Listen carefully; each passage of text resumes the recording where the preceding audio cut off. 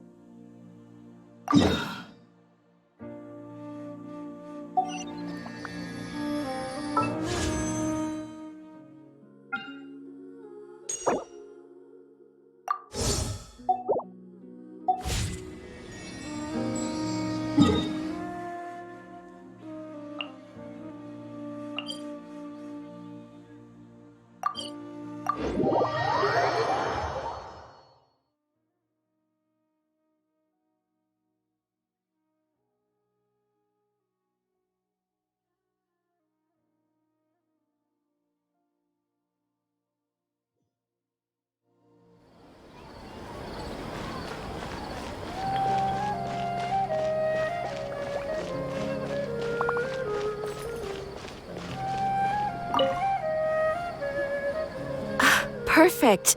It's you two. I have a commission here that has your names written all over it. In fact, I'd even go so far as to say you're the only ones for the job. The only ones for the job? Huh. If our help is really that important, it's probably some Archon class commission, right?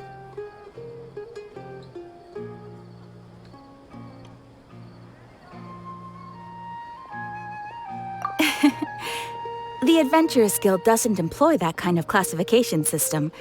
In fact, this commission is also probably not nearly as intimidating as what you're expecting. All it asks us to do is to find a missing person.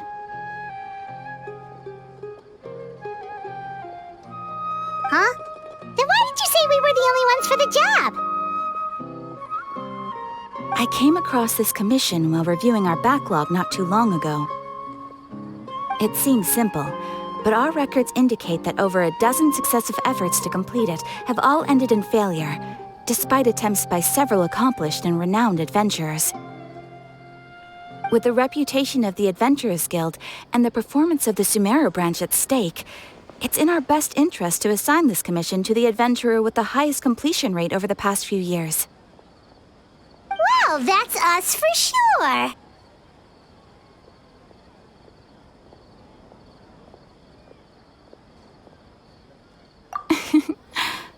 All I'm asking is for you to give it your best shot.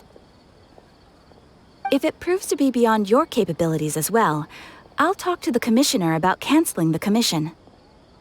Okay, so who are we looking for? And what is it about this commission that's made it so hard to complete? This commission was jointly issued by the residents of Vimara Village. They say one of their own villagers has gone missing. But the problem is, they don't know the missing person's name. They can only provide information about his general appearance. They're all from the same village, but they don't even know his name? If so many adventurers have failed to complete this commission, maybe this missing villager doesn't exist at all. Could it be some sort of a prank or something? Unlikely.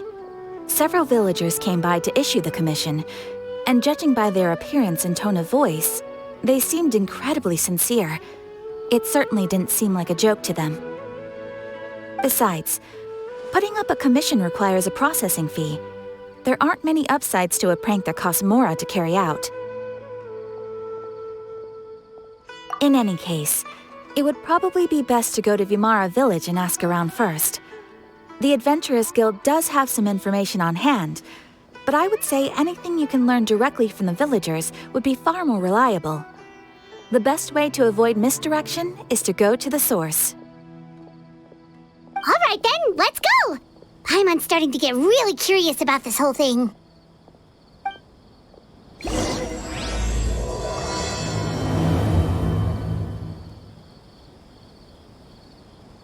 Ad Astra Abyssosk. Welcome to the Adventurers Guild.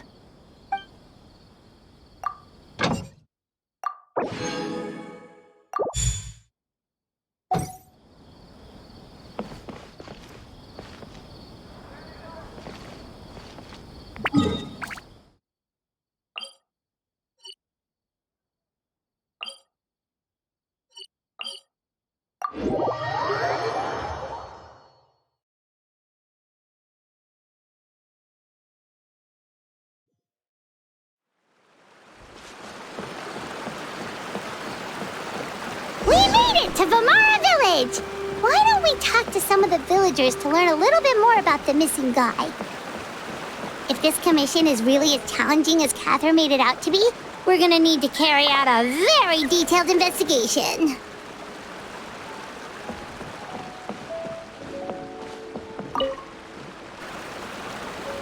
Hello there. You looking to buy something? I do business in this area. Oh, no, we're adventurers. Catherine sent us to look into a commission here in Vamara Village. Ah, so you're here about that, then. Ah, you're not the first, that's for sure. We've certainly made a lot of trouble for you all. To be honest, we aren't holding out much hope. Many adventurers have made their way out here, confident they'd be able to help us, only to leave soon after with nothing to show for their efforts.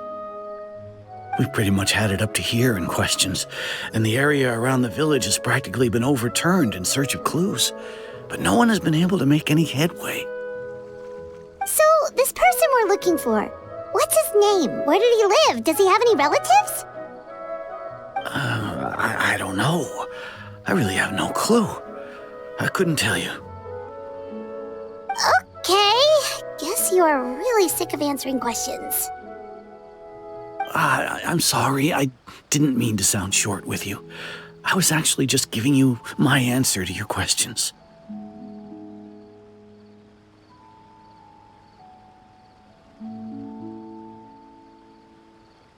I know it may seem like we don't have anything to offer by way of information, but I promise you, we all have a very strong impression of him. When you live in the same village as someone, you develop a lot of memories together, you know? We just don't know the specifics. Maybe we did at one point, but that information is long gone by now. At least that's what everyone in the village seems to think. We've all exchanged what we know, and that was the only logical conclusion. All right, specifics aside then, what kind of person was he? Young guy, in his early 20s probably. Incredibly kind sort of person, always willing to lend a helping hand. I'd chat with him when I didn't have any customers. I even saw him stick out his neck for others on more than one occasion. Very interesting guy, that one. Now that you've started talking about him, you don't seem nearly as down in the dumps as you did before. Seems like he left a pretty good impression on you. But of course, everyone in the village is pretty fond of him. We wouldn't have issued that commission otherwise. There aren't many young people like him nowadays, so genuine and pure. To think that he just up and disappeared one day. I just hope nothing bad happened. Could he have just moved away without telling anyone? No, he's not the type to leave without saying goodbye. And anyway, moving away without being seen by a single person in the village, there's no way he would have been able to manage that. Huh. All right, thanks for the information. We're gonna go ask around some more.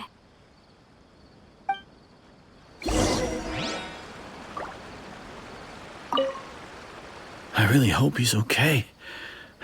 Please, we're counting on you to find him.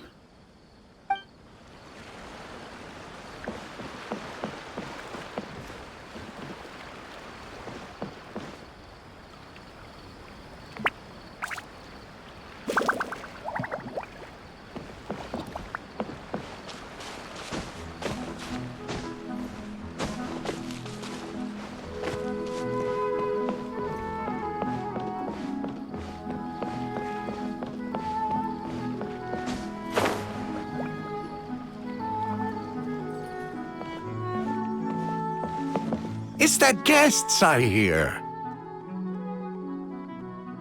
Hi, Grandpa Amadea. We're here to help you look for the guy that's gone missing.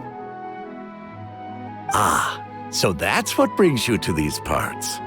Coming all this way for our sake. That's so very kind of you. With your help, I trust that young man's case is in good hands. Could you tell us a bit about him? Of course. I'm happy to help any way I can. With my failing eyesight, I'm afraid I can't offer much about his appearance. But I do remember hearing the sound of his voice. Not recently, of course. That loss has left me feeling quite empty.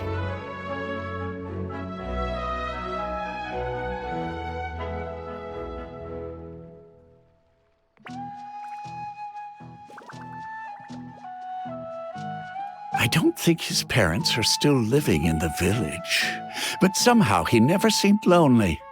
In fact, he was usually the one offering companionship to others. He would often take time to visit the elderly or play with the orphans in the village.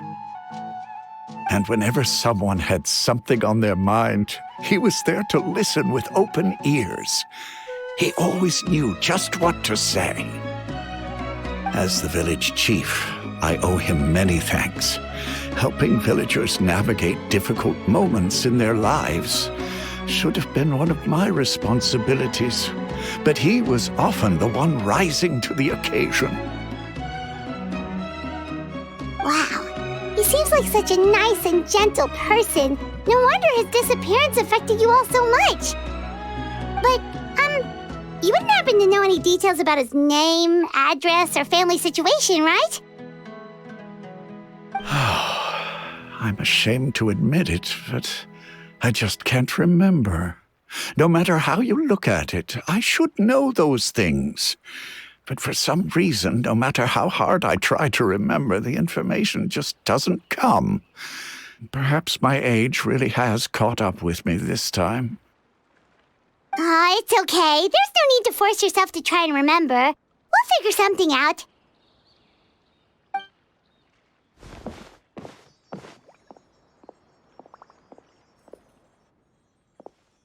Well, Traveler, what do you think?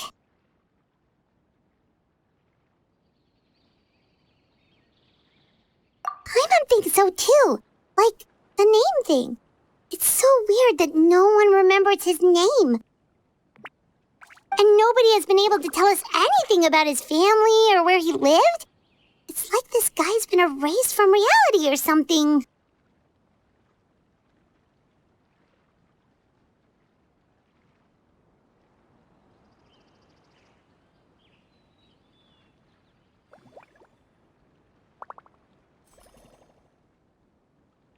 Wait, so you're saying it's not that he's been erased, necessarily, but more like he never existed to begin with? Okay, Paimon's gonna need some time to process that one. Someone who only exists in people's memories?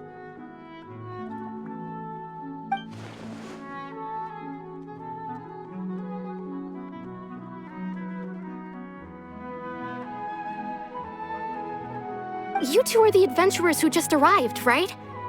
You're here for the Vamara Village Commission? Yep, sure are. We were just looking into the case.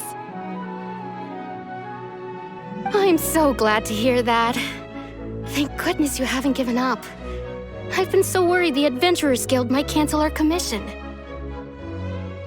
My name is Atosa, by the way. I grew up here in Vamara Village. Anyway, I just wanted to say, please keep searching for a missing villager. I'm begging you. You have to find him. Yeah, no need to worry. We'll give it our best shot. So, were you close to the missing villager? Are there any leads you can give us?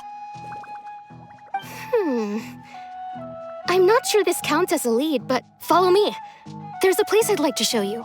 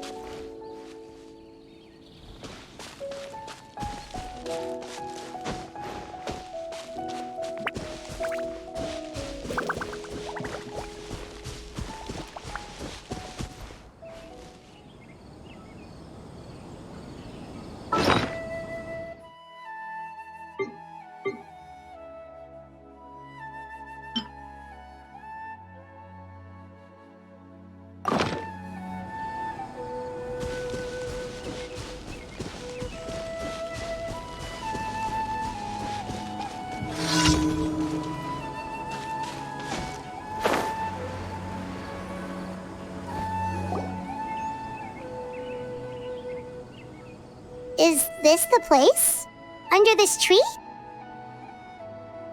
Yep. I know it doesn't look like much, but this place is very meaningful to me. It's so full of memories. We used to always sit together under this tree and talk. Sometimes we would look up at the clouds in the sky or stop to feel the wind against our skin. We could sit there for hours at a time, never realizing how long it had been. I was actually adopted by the people of Vamara village. The forest rangers found me in the woods as a child. I was surrounded by such good people, and growing up in the village was so lively. Still, there were times when I couldn't help but feel incredibly alone. Alone? How should I put it? When something's bothering you, or when you have good news to share, you always want to talk about it with somebody. But for the longest time, I didn't know who I could talk to, or if I should say anything at all. Everyone has their own problems to deal with. Even if I might want to confide in others, I don't want to become a burden.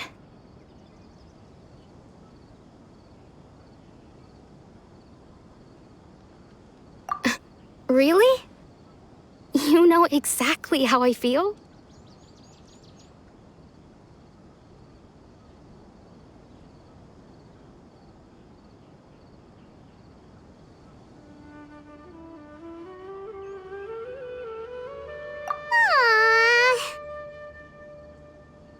Wow, that sounds really nice. You're quite lucky. When it comes to our missing villager, well... I guess you could say that to me. He felt like both a family member I could rely on and a friend who could really understand me. No matter what came my way, I knew I could always talk to him. He was so thoughtful and pure, and patient too. Whenever I talked to him, he would always seem so interested, as if the things I was describing were just as important to him as they were to me. Ever since he disappeared, there's been so much I wanted to tell him. No, none of those things matters now. I just really want to see him again. Wow, you two must have been really close. Did he ever tell you anything about himself? He mostly just talked about interesting things he saw around the village. He'd share a lot of his own wild ideas as well. Oh, right! I did ask him about his parents once. But all he said was, they're not here anymore. I didn't know whether that meant they had left the village or passed away, and I didn't want to pry. Still not much to go off of. Look at me. Talking your ear off and still nothing to show for it. I'm sorry I wasn't more help. The last time I talked this much in one go was when we were still together. Come to think of it, every time we talked, it always seemed to be around dusk, just like right now. Time always passed by really slowly. Even when it felt like we'd been talking for hours, the sun would still be at the same position in the sky. Well, time always seems to pass slower when you're relaxed, right? What's wrong, Traveler?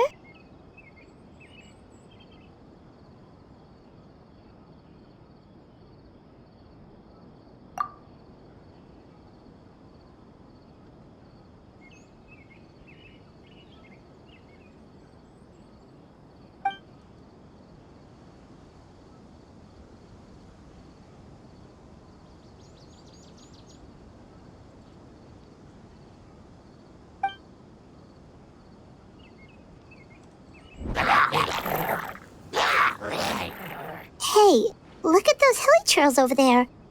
Doesn't it seem like they're acting a little strange?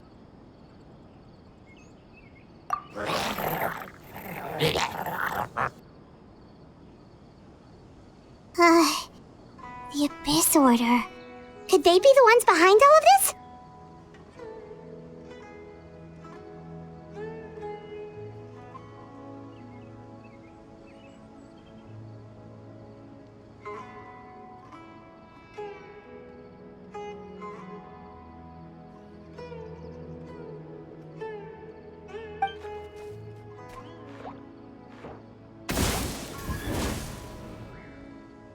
Uh-oh, we've been spotted! Quick, get ready to fight!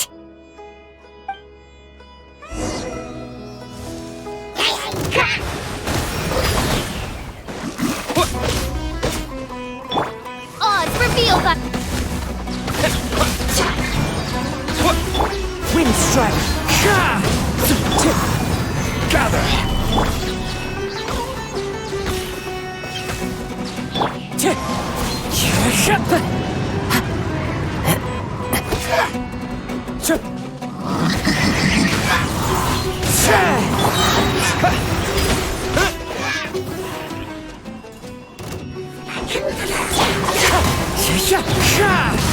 Fallen leaves, adorn my night! Windstrike! Solidify!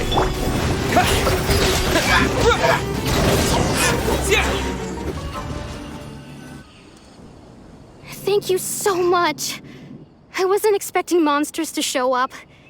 If you hadn't been here, I'm not sure what I would have done. It was no trouble.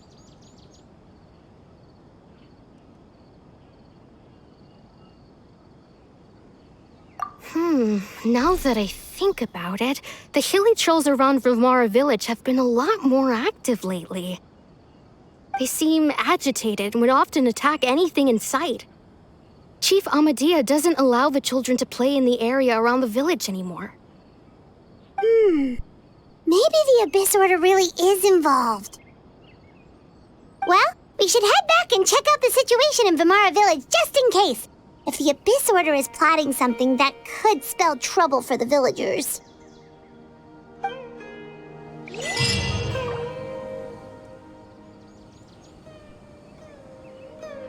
Wait a second. That person... It's Dainsleif!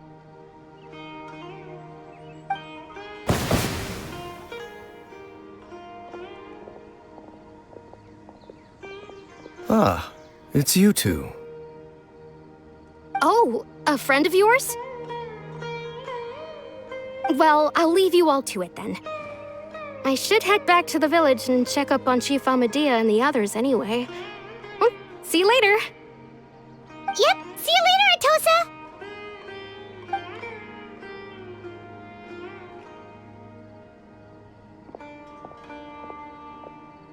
Why do you always have to pop up out of nowhere like that? Is it your life's mission to jump scare us or something? It's hardly personal, or intentional for that matter. As long as you and I are both in pursuit of the Abyss Order, we're bound to cross paths. Ah, so you're here to investigate the Abyss Order then. That would explain the monsters you were fighting just now. Naturally. Hold on. Are you not here for the same purpose?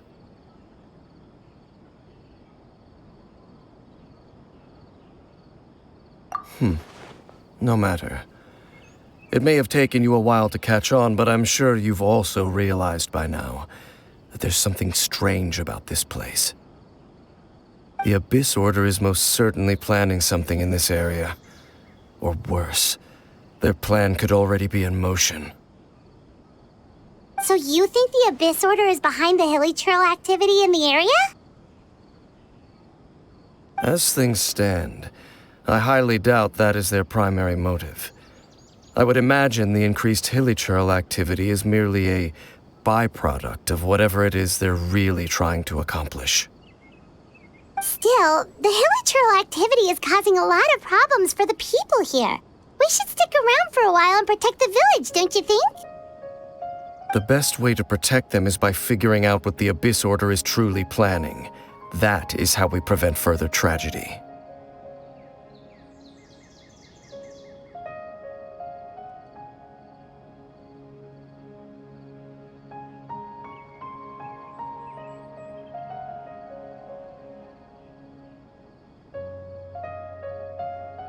And you shall have them.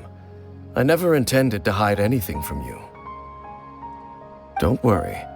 There should be ample time to talk.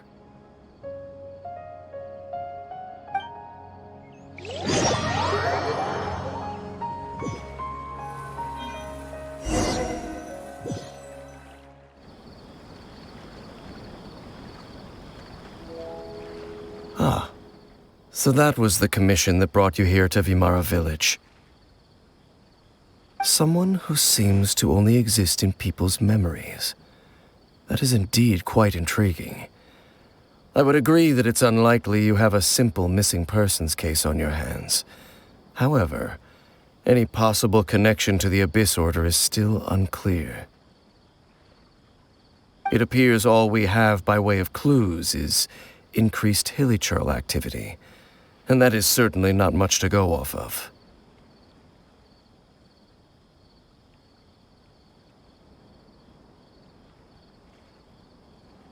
Right! That mysterious voice he heard in his sister's memory. The one who called himself a sinner. Who is he?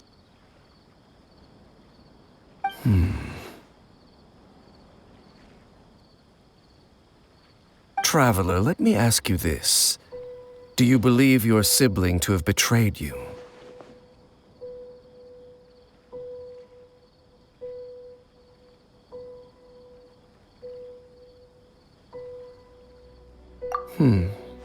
I sense hesitation in your words. After all, you still haven't figured out the whole truth of what happened.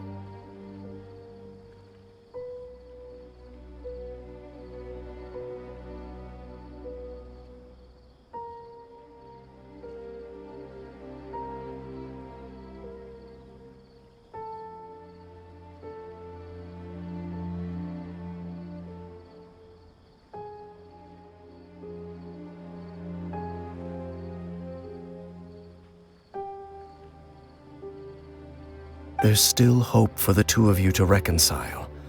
Irreparable damage has not yet been done. The sinner you wish to know about, his situation is different. He and his fellow sinners have long betrayed me, and long betrayed their nation.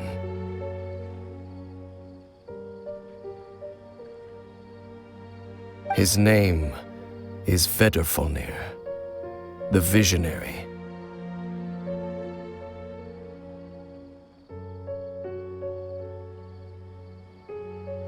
I'm loath to admit it, but he is also my kin, my older brother.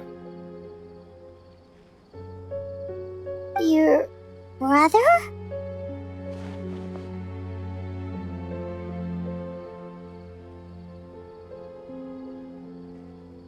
There were 5 of them, the 5 sinners of Khaenri'ah. The wise Roptatyr, the visionary Vedrfolnir, Gold, Rhine-daughter, the foul Sertologi, and Rehir of Solnari, Rerir. No matter how eroded my memory may become, I will never forget their names.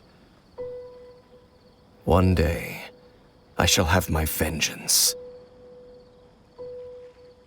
Wait, some of those names sound really familiar. Rhine-daughter is the one who created Albedo. Sertologi is Skirk's master. And the one we just learned about, Dane's brother, Vedrfolnir. If he was the voice of the sinner, then the one who inspired Clothar to create the Abyss Order was him.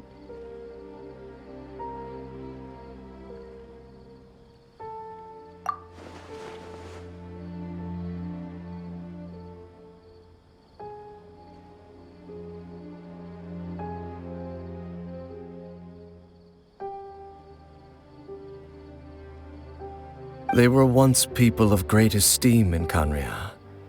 those who carried the hopes of the nation. They were the best of their peers, outstanding in their respective fields.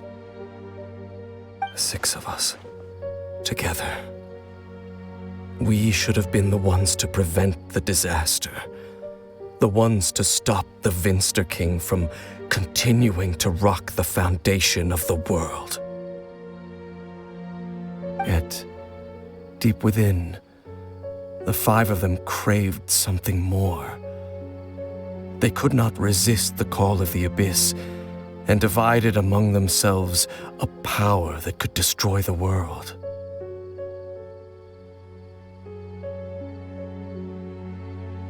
So they became sinners, but also transcendent beings, each in possession of world-shattering power. And when the cataclysm occurred, not one of them stood up in defense of their nation. Not one came forward to prevent the tragedy, and for that, they shall never have my forgiveness.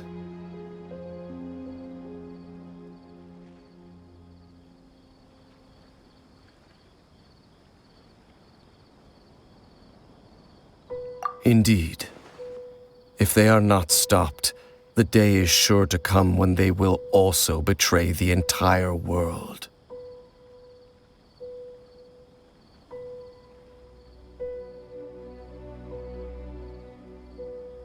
Of course, as I said, I never intended to hide anything from you.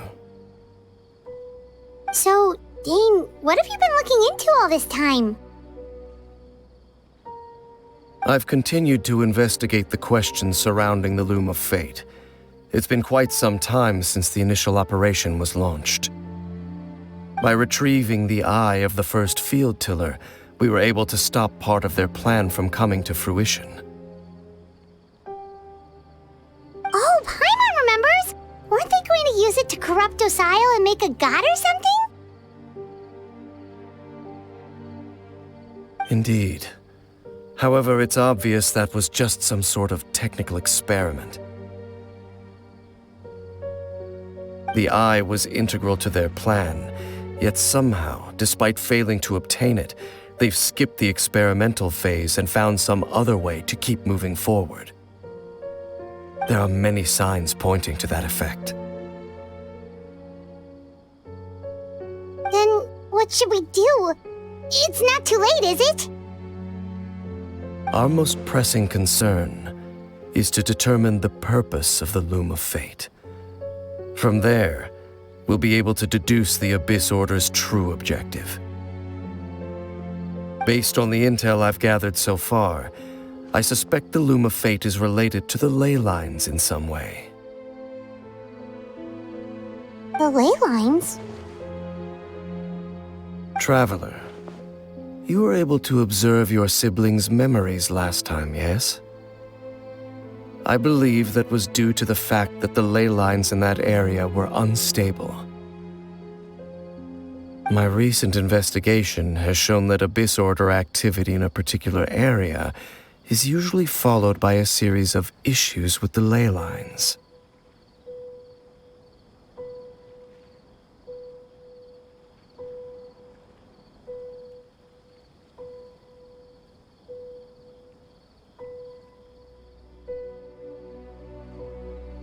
Wait, then our commission here in Vimara Village, the person who seems to exist only in people's memories, could it be connected?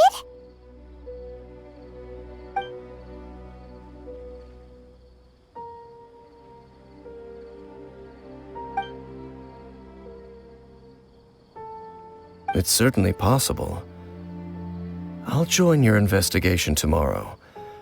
This missing persons case could very well turn out to be the key to unraveling these mysteries.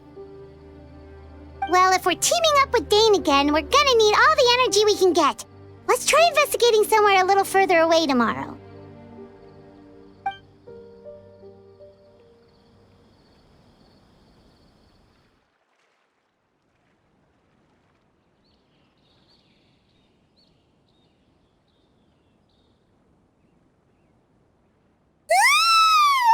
Oh, so way too much brain juice yesterday. It's all Dane's fault saying all that complicated stuff.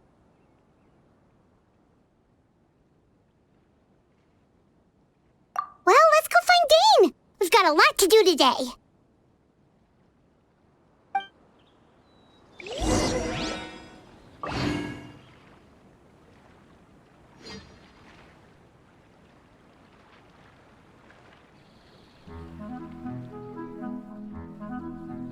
This is such a great place for a vacation. Let me just take a few more days off. I gotta grow up quickly so I can... Dane? Hello, Dane? Why are you just zoning out over here?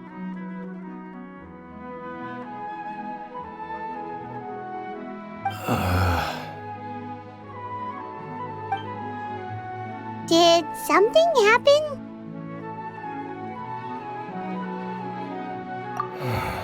The missing person from your commission. Could you describe them to me? Oh, young guy? Early 20s? Seriously, Dane, what's going on? There appear to be certain memories in my mind that weren't there before.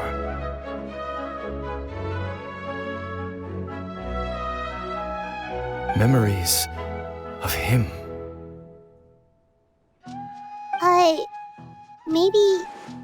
Maybe we just talked too much about him yesterday and you had a weird dream or something? No, it wasn't a dream. They're memories. Memories that suddenly appeared in my mind after I woke up. And I'm certain I've never met this person before. I remember handing him the eye of the first field tiller.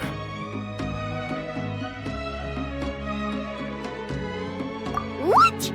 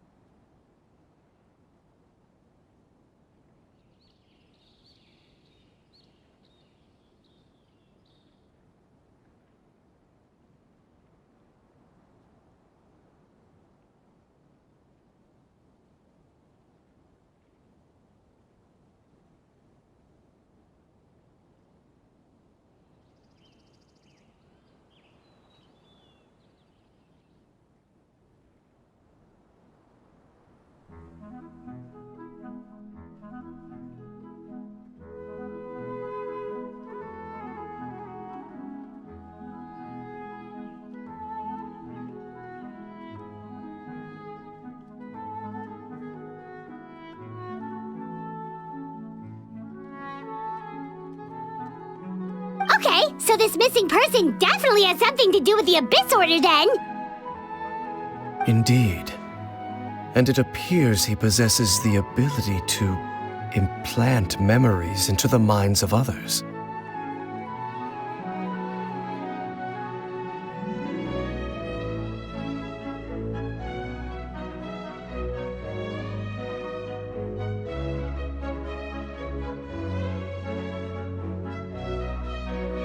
right then. All the memories the villagers have of him, could they be fake too? Maybe they never knew him at all.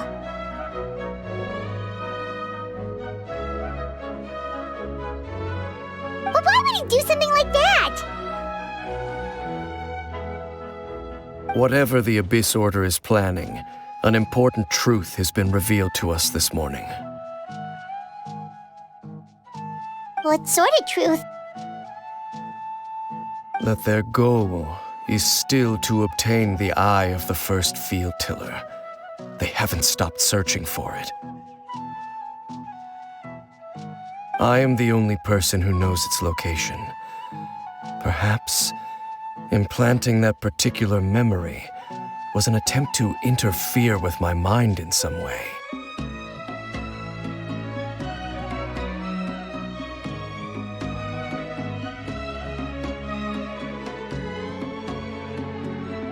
Your concerns are not entirely unfounded. I don't believe the Abyss Order is capable of altering reality like that just yet.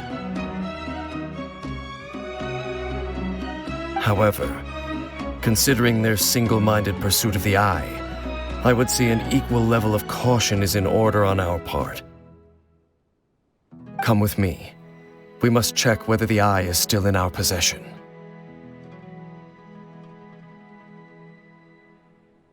Oh, so you're going to take us to where you hid it?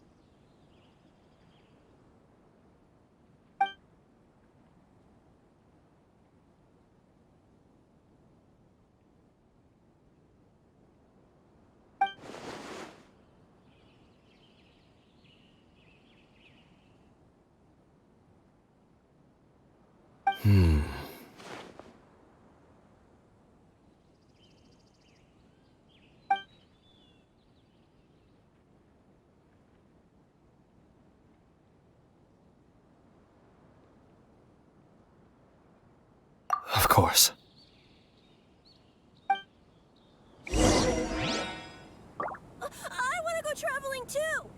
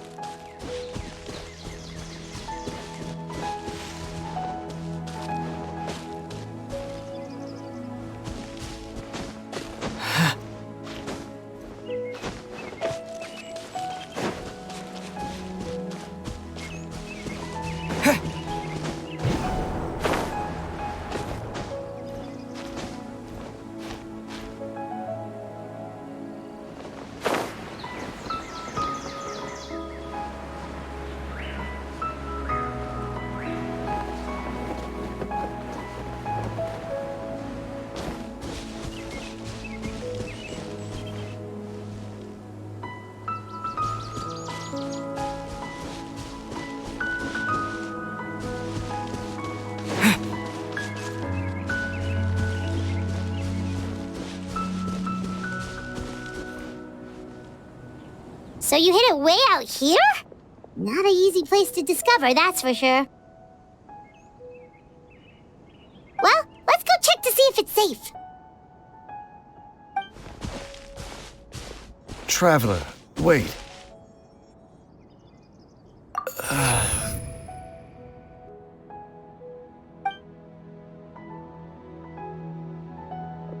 We've no time to lose. Let's head inside.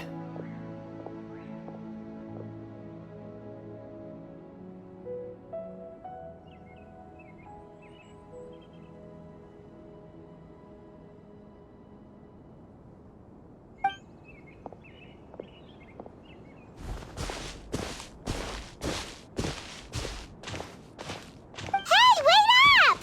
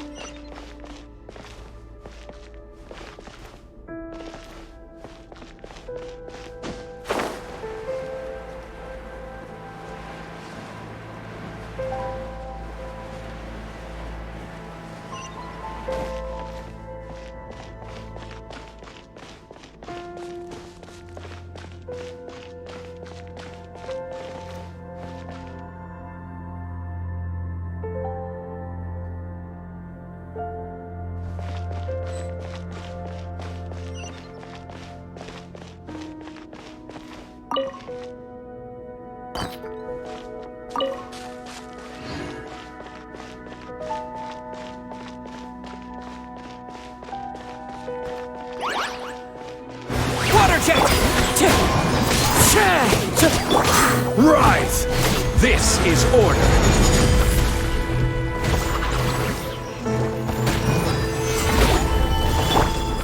The wind knows me.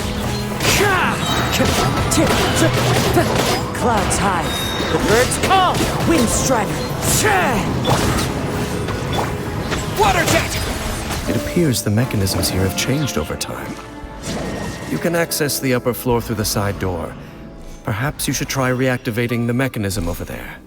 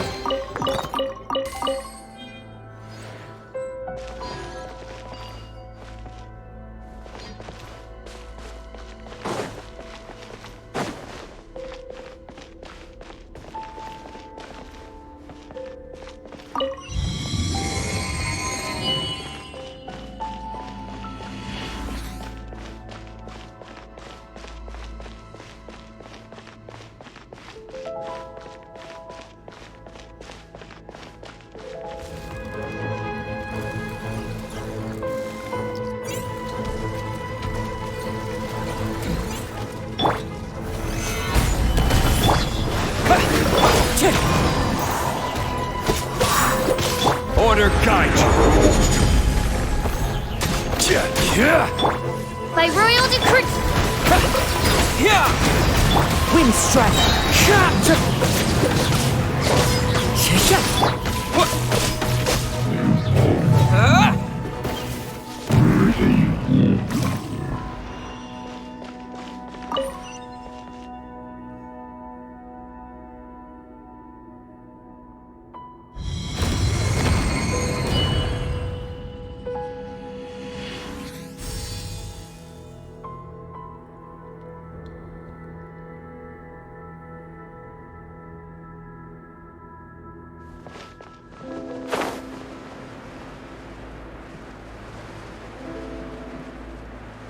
Make sure all the runes are pointing in the direction indicated by the light.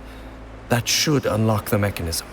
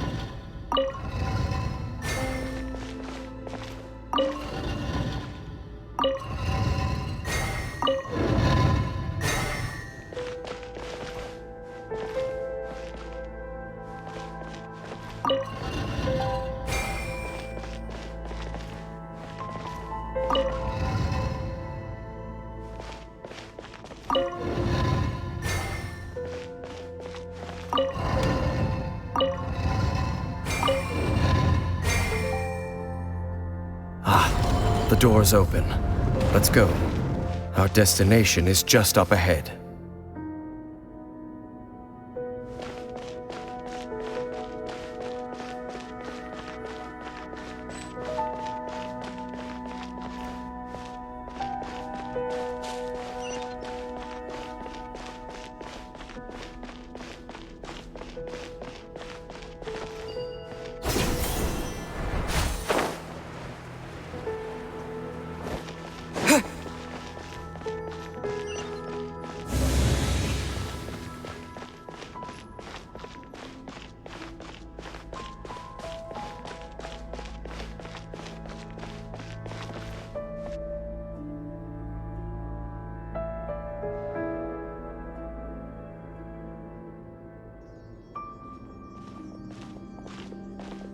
Looks like we can't go any further.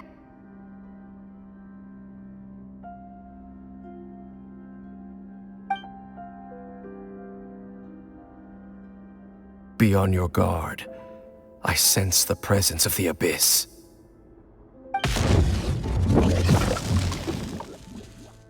It's the Abyss Order! They're here!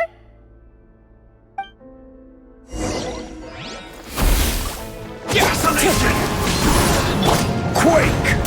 This is order. Odds revealed by... Water jet! Wind strider!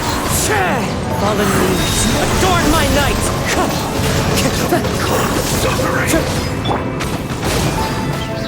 Go! Midnight Phantasmagoria!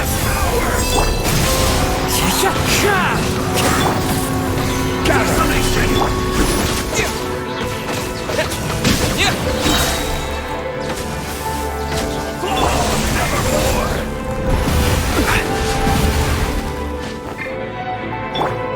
I summon thee! Wind strider! Clouds high, the birds call! Solidify! I will have order! Wind strider!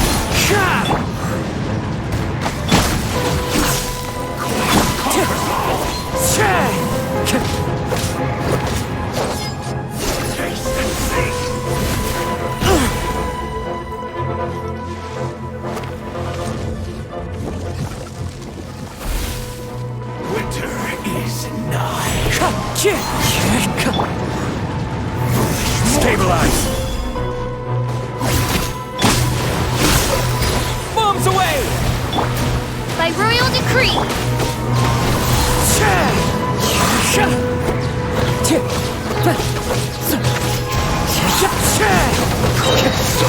Fallen leaves, adorn my night! Wind strider! Gather at this hour! Go! Desolation!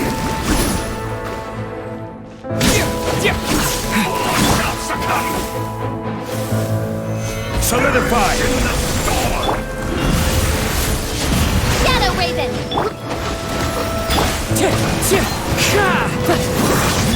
Order guide you! No rest for the wicked! Wind strider! Hear the final prophecy! Run call! Odds revealed by... As one with wind and cloud!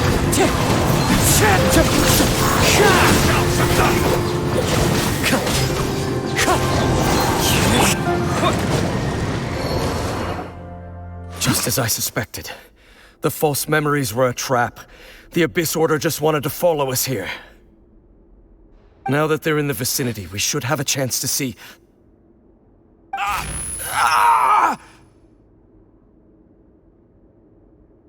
Dane? What's wrong? Can you feel that? There's been a disturbance in the ley lines. It must be the work of the Abyss. Wow, you must be really sensitive to that sort of thing. Paimon doesn't feel it. You too. Do as I say. Use that mechanism over there and leave this place. The Abyss Order is putting something in motion. If you return to Vimara Village, I suspect you might finally have the opportunity to locate the missing villager. Just think of it as a way to divide and conquer.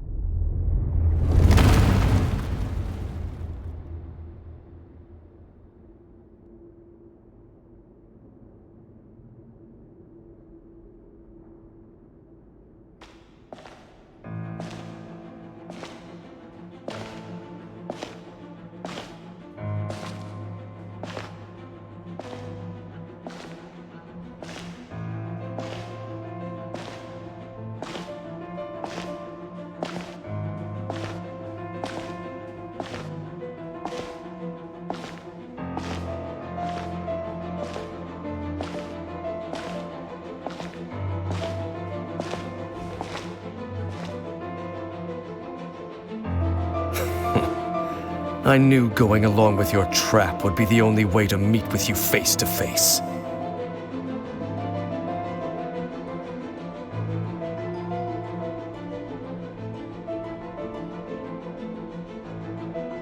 You risked your safety and that of the Eye? That's quite the gamble, Dainsleif. But I believe that I am the one walking into a trap laid by the Twilight Sword.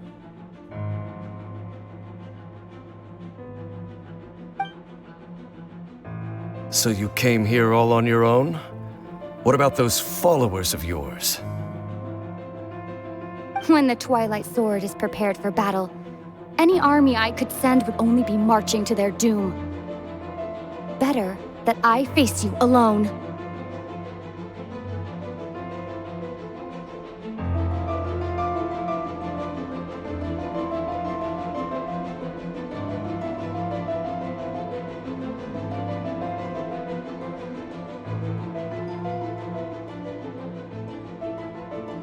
I know you must have a lot to say. But if it's a conversation you want, you'll have to defeat me first.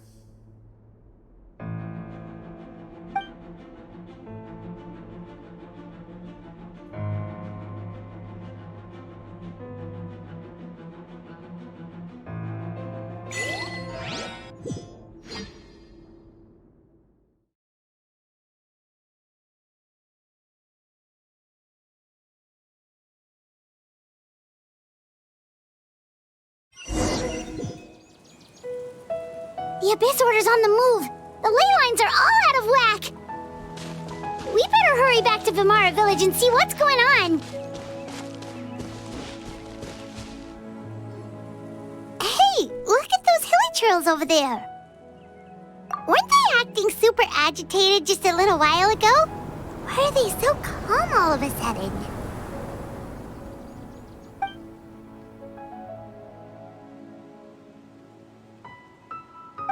In the New World, they bade farewell to the shrouded sun.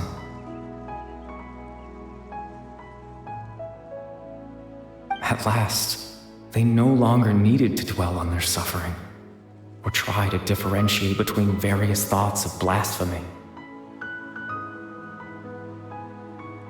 Such was the price they paid, and thus their souls became cleansed and pure.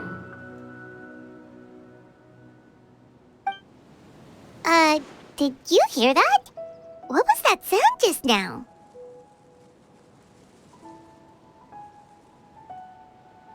It sounded so gentle. Could that voice be comforting the hilly trails in some way? Oh, this is weird. Let's check if this is happening anywhere else.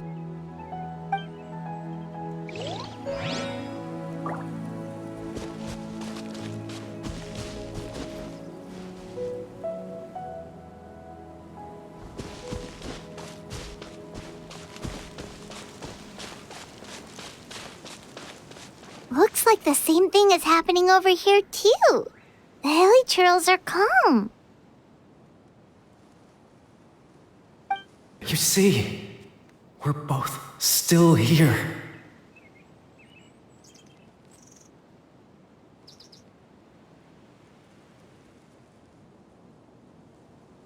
We've reclaimed an endless amount of time to love.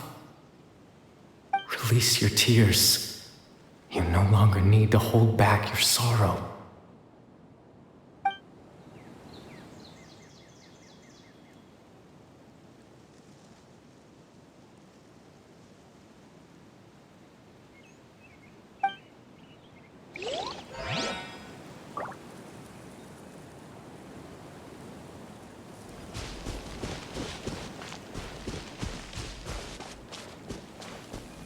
Over there.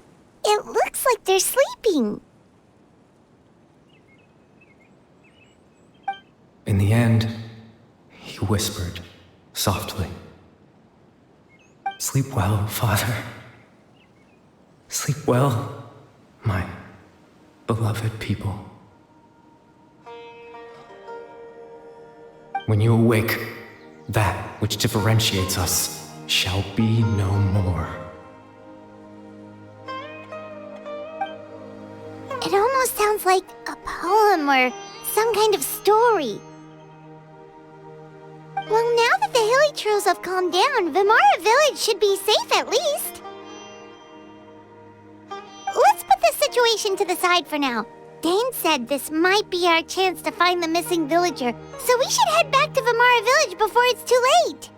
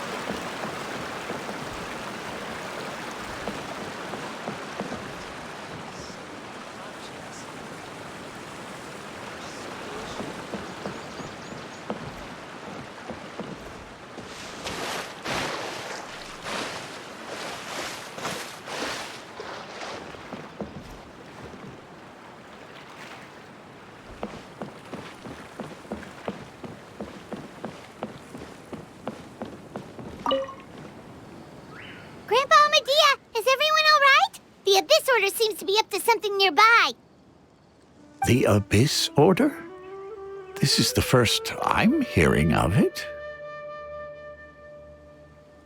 Thank you for your concern, but as far as I'm aware, it's been business as usual here in the village. Well, that's good to hear. Oh, also, you didn't happen to come across any clues about the missing villager while we were gone, did you? Someone's gone missing, you say? Who would that be?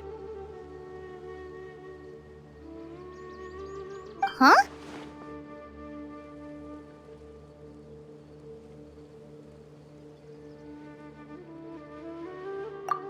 You know, the young guy from Vimara Village.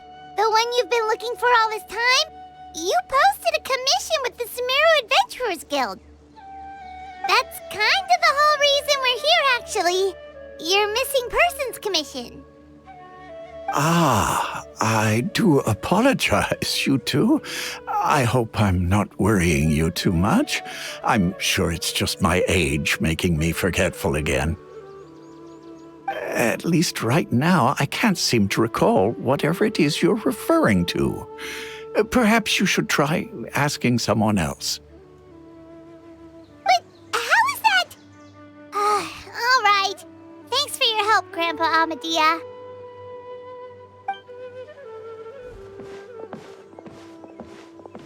Something's definitely not right. We just talked to Grandpa Amadea about the missing villager. There's no way he could have forgotten all about him just like that. you think, Traveler? Could everyone's memories of the missing villager have been erased again? You're right. We should narrow down the possibilities first. Let's go ask someone else then.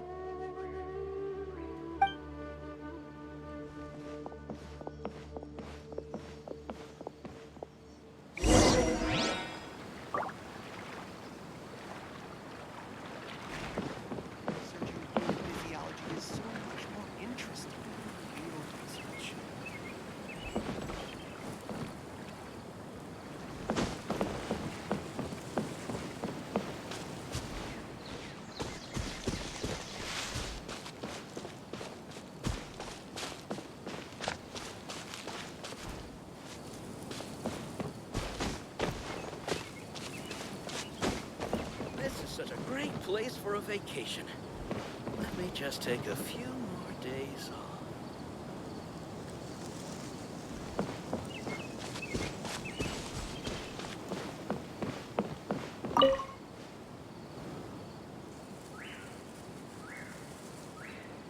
Someone's gone missing? Who?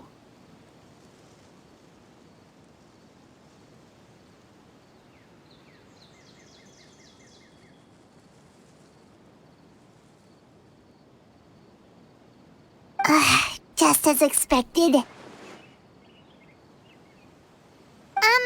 That guy you said a bunch of nice things about earlier? The one you always used to chat with. He's around 20 years old, and you said he was a kind, warm-hearted person? Oh, I know who you're talking about. Really? You remember? There aren't many young people who've earned that kind of praise from me. If you're certain that's what I said, then there's only one person who fits the bill. No doubt about it. But why'd you say he's gone missing? Yeah, I just saw him leave the village. There was someone else with him, too. They couldn't have gone far.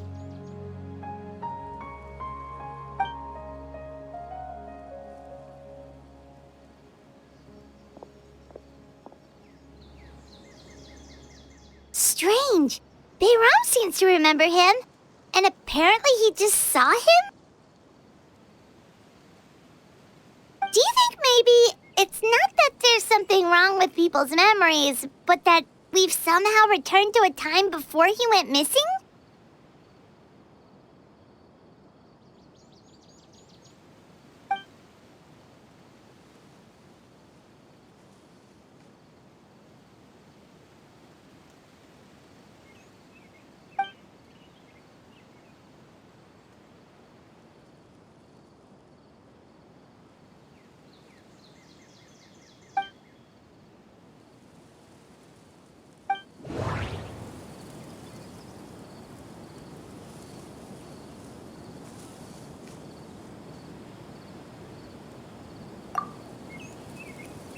Just like what happened with Greater Lord Rukkhadevata, no one remembers him, because there's been a change in people's memories.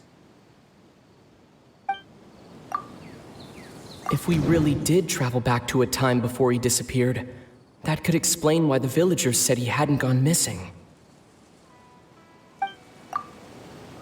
If this person only exists in people's memories, maybe we're in someone's memory right now.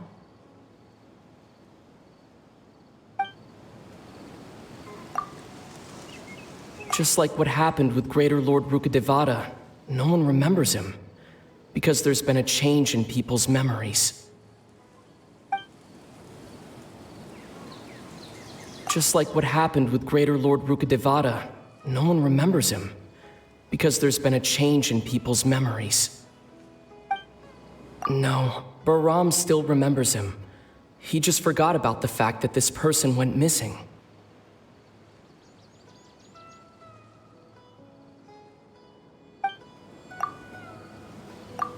Right! Paimon totally forgot about the ley line disturbances. We're in someone else's memory.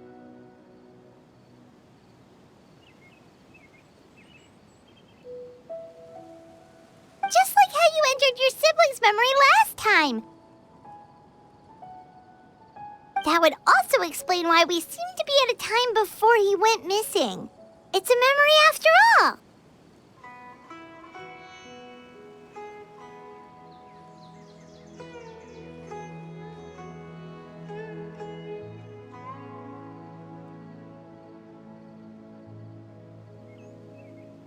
Right. If he's someone who only exists in people's memories, then we're finally on the same turf. But didn't Bayron just say that he saw him leave the village with someone? Where should we go look for him? Who knows how long this ley line disturbance is gonna last? We might not have that much time, and we don't even know whose memory this is. Good idea! That'll help us narrow things down. We pretty much figured out that the missing villager has the ability to... Right! That! Could we try to figure out more about him using what we know of his ability? Like, does it maybe leave a trace that would somehow give him away?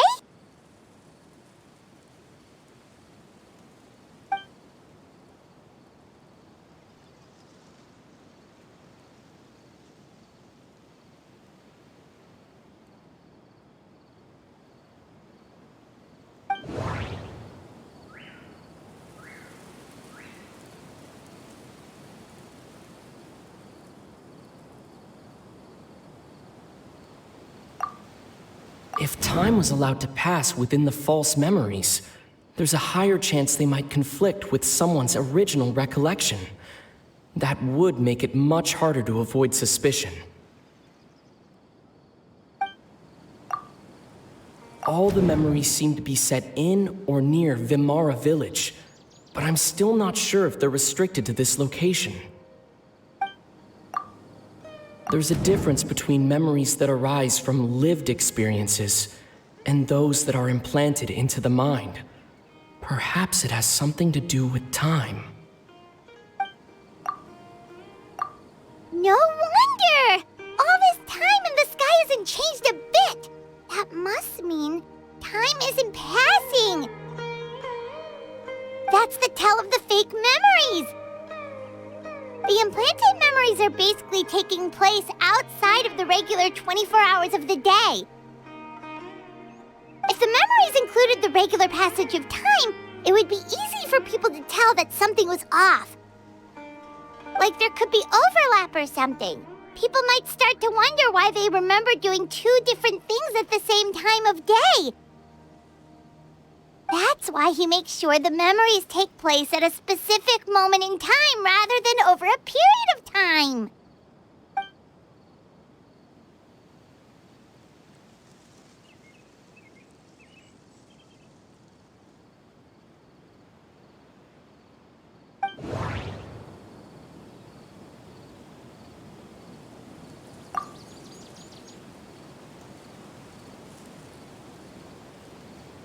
The color of the sky coincides with the moment in time she described.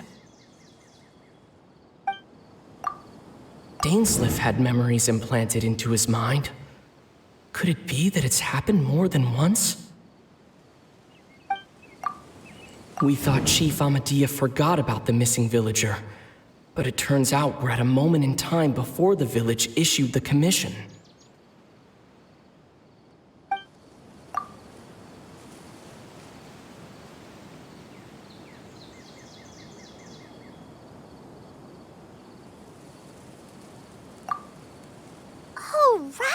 That's exactly what Atosa described!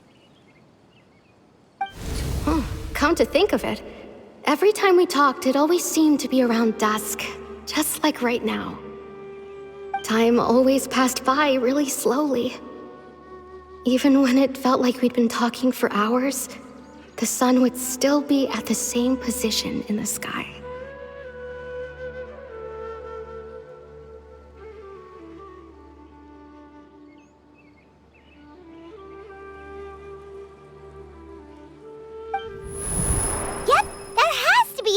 This is definitely Atosa's memory.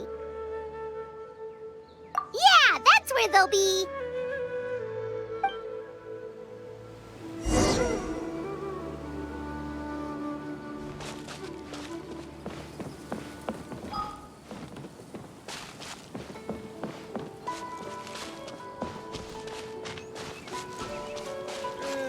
No rush.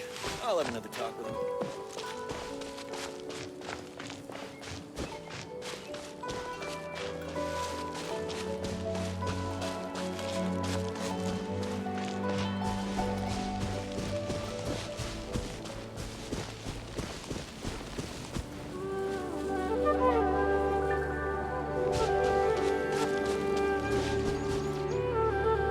So, you see, Granny Jahiet was a mercenary when she was younger. She just talks like that out of habit. She's not trying to scare the children on purpose.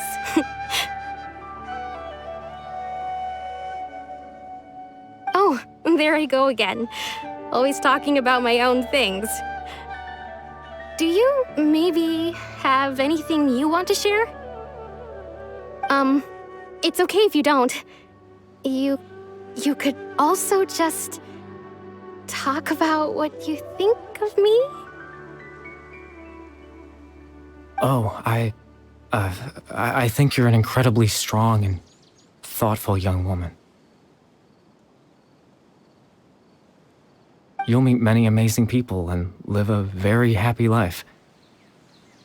You won't miss someone like me. Huh? Are those your friends over there?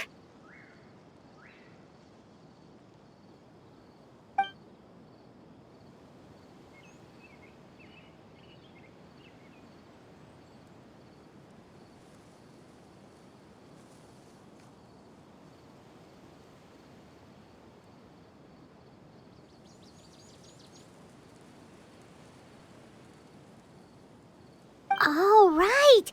This version of Atosa hasn't met us yet! Friends? I guess you could say that. It must have taken them a lot of effort to find me. So, I should see what they need. I'm sorry, Atosa. We'll have to continue this conversation another time. Another time, huh? Yeah, okay. I'll head back to the village then.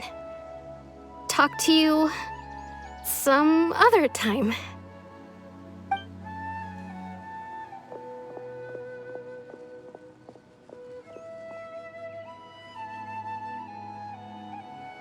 It's nice to see you, Traveler.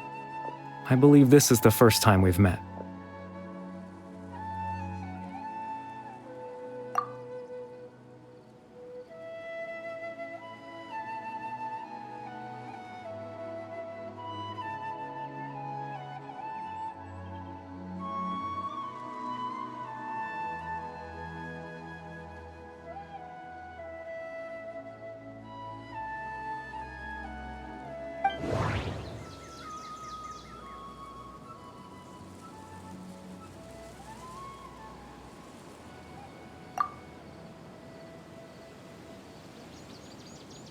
The founder of the Abyss Order. The man who broke the curse of immortality. Born into abject sorrow, he shall now become the loom of fate.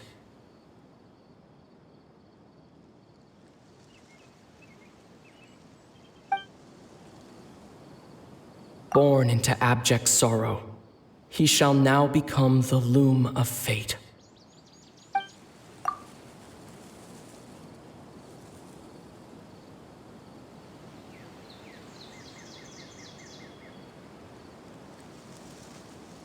Dane's brother, one of the 5 sinners of Conria, the one who stole the power of the Abyss.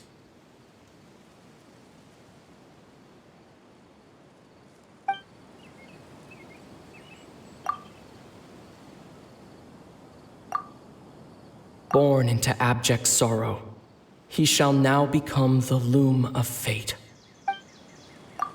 You're Kari Bear Alberich. Oh, you know me? That's quite the surprise. I don't believe I've met you before.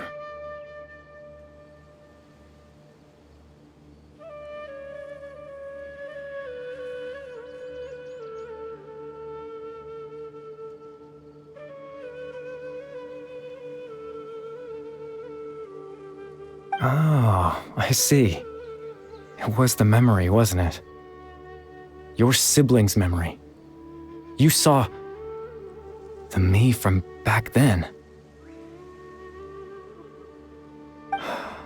This is Atosa's memory. I came here to say goodbye to her.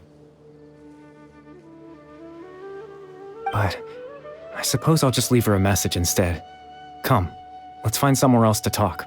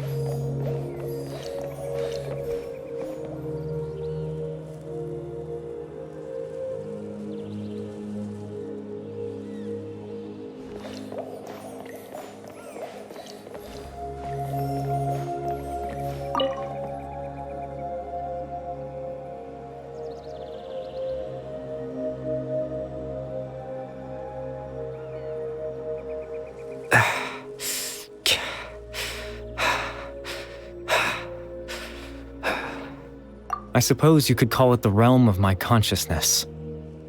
I'm someone who no longer exists in the real world after all, as you well know. It's nothing. I still have enough strength to play the part of a good host. I've always hoped that I'd get the chance to talk to you like this, and now, the time has finally arrived.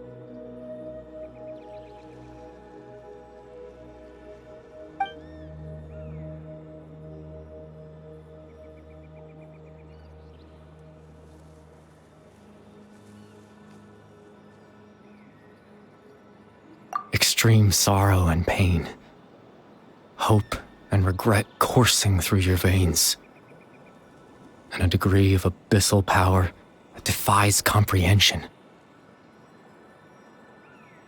Father told me that once I possessed all those elements, I would become the loom of fate.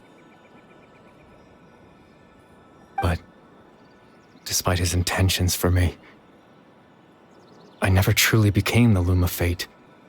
I was merely used as a means for its construction. In truth, I died the moment I set everything in motion.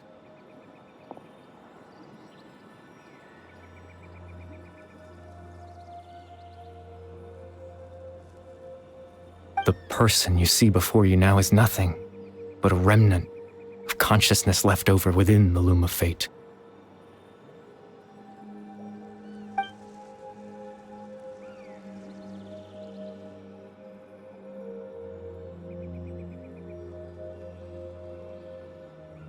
As for your question, the Loom of Fate is a device capable of weaving ley lines.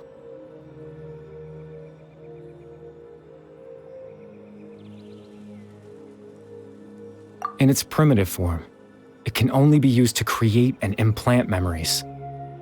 But as more of it is completed, its power becomes stronger and stronger, until finally, it has the power to weave real ley lines of its own. Once fully completed, the moment it gains the power to weave ley lines, it loses the lower level ability to influence memories.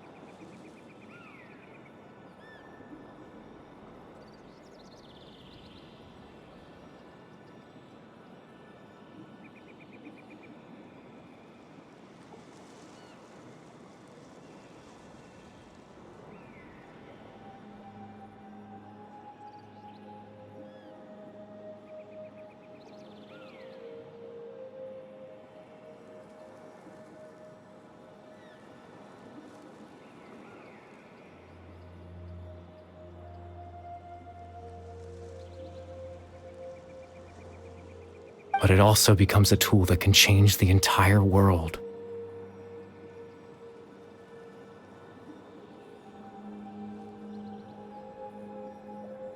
Yes, I have the ability to control the loom in its semi-completed form. I suppose you can think of it as a form of compensation.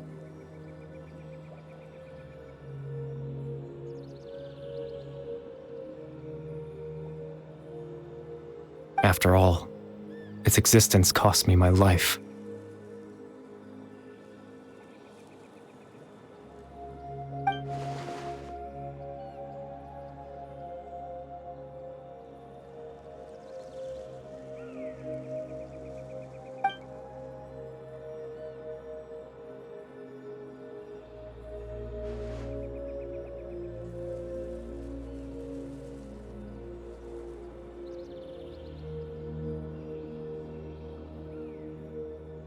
Ah, that. I was wrong to implant those memories. I'm sorry I caused so much trouble. Not only for everyone in the village, but for you as well.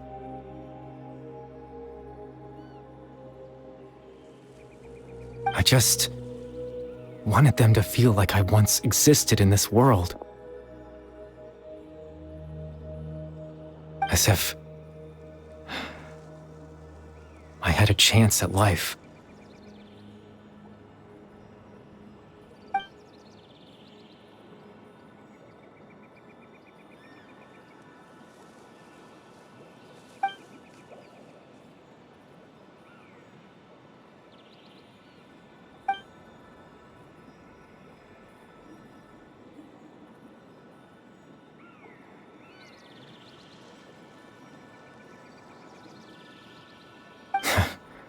I know what you must be thinking. Why would I do something so meaningless?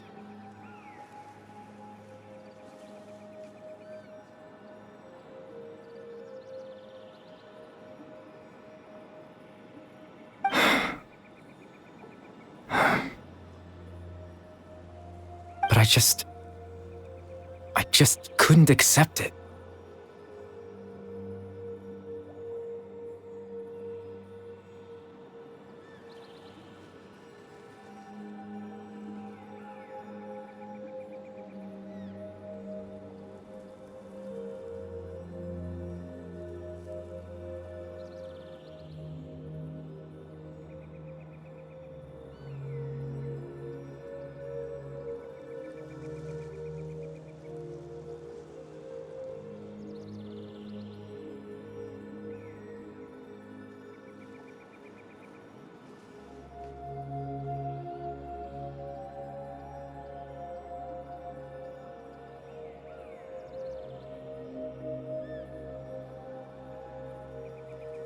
I had to know what it would be like if I had my own life. What kind of person I would be. What other people would think of me. Chief Ahmadiyya, Baram, Granny Jahiyat, Atosa.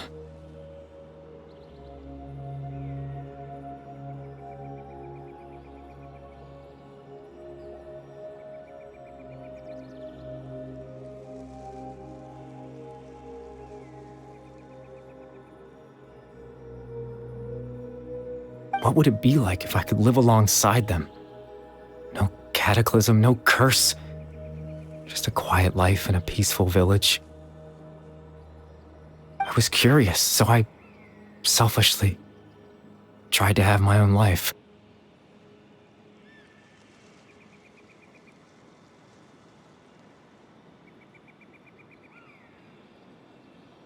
Even if that meant piecing together the version of myself that could have been, one memory at a time. I know it sounds stupid. After all, my life ended a long time ago. Any chance at living was stripped away from me when I was 8 years old. My consciousness left to mature in an illusory world of nothingness.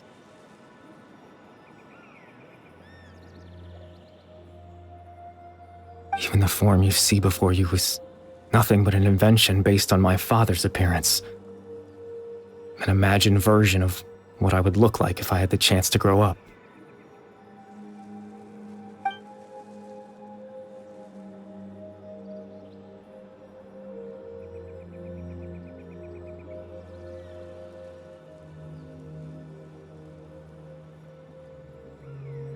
I know.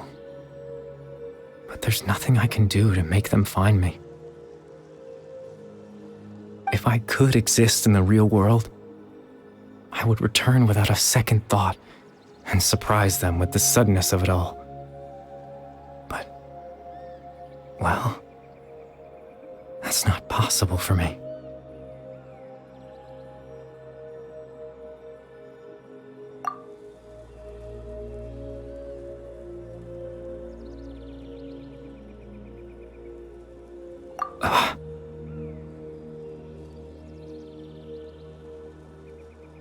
I know.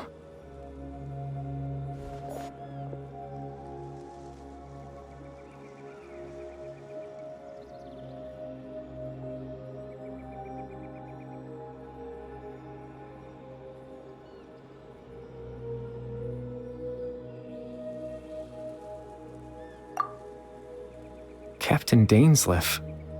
Twilight's sword, you mean? No need to meet up with him. Things should already be settled on his end. Exactly. As someone who could only exist in people's memories, the fact that I'm able to talk to you in my consciousness like this can only mean one thing. The loom of fate has already been completed.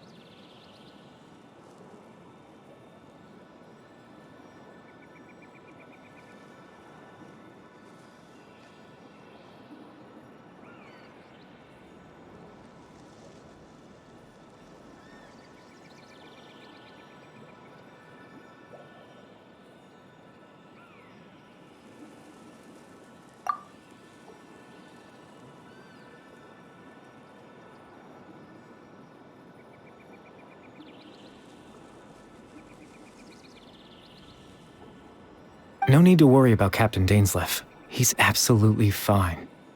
The only reason he lost the eye was because I happened to guess exactly what he was planning.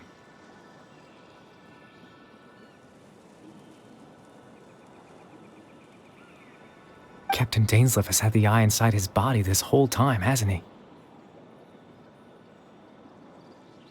His plan was to lure the Abyss Order to a false location, capitalizing on their pursuit of the eye in order to have the chance to confront the princess. He would then hand the eye to you and tell you to take it away from that location.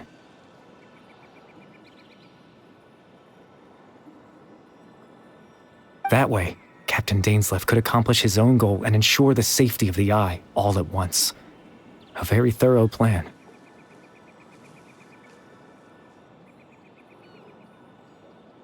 That's right, because in his mind, he had given it to you already.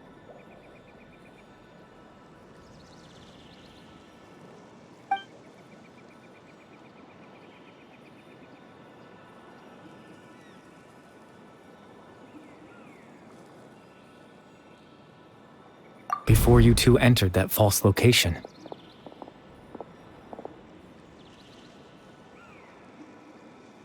Traveler, wait.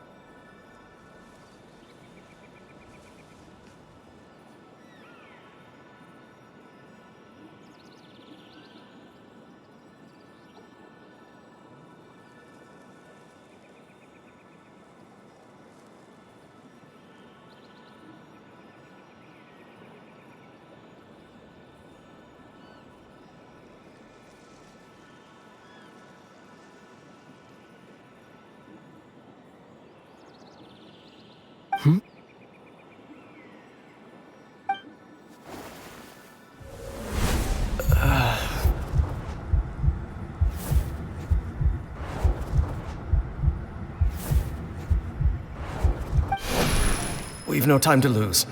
Let's head inside.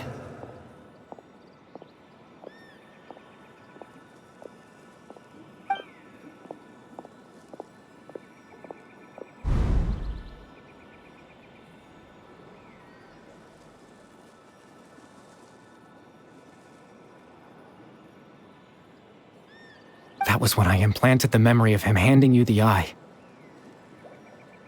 Given the tense situation at that time, Captain Dainsleif failed to notice anything out of the ordinary, and took that memory to be real. I'm sorry, Traveler, but I needed the Loom of Fate to be completed. And to do that, we had to retrieve the eye.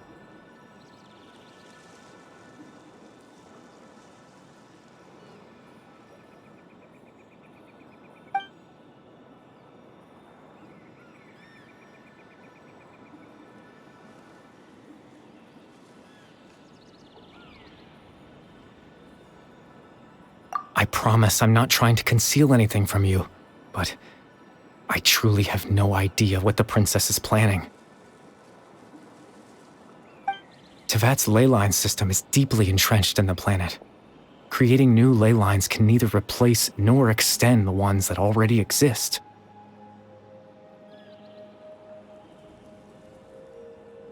In the face of everything they could be planning, I fear I'm too insignificant to even get a glimpse of the bigger picture.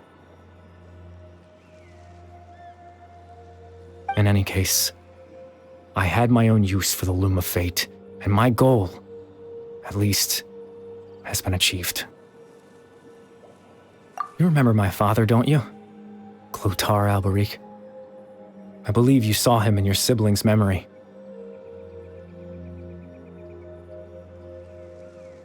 After he used the power of the Abyss to restore consciousness to my hilichurl form, I suffered from an indescribable level of mental anguish.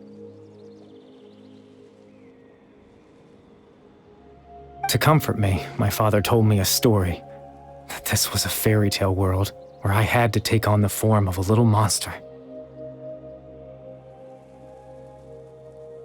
That story managed to dispel my fears, even if just for a moment.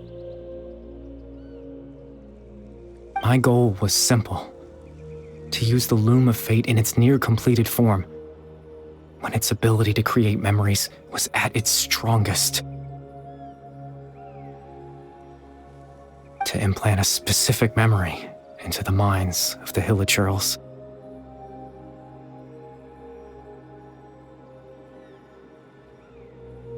In that memory, I would tell them a story, just like my father did for me. It was a story of fairy tales and love. But more than anything, it was the story of us.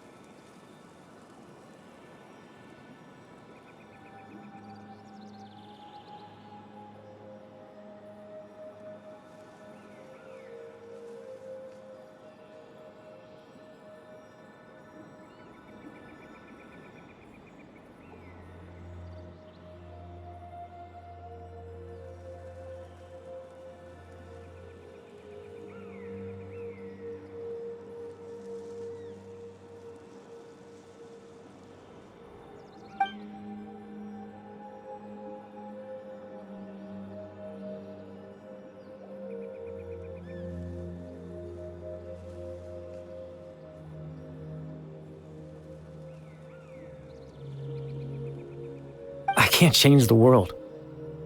Not when I lost the very right to exist within it. Implanting those memories, that was the most worthwhile thing I could offer.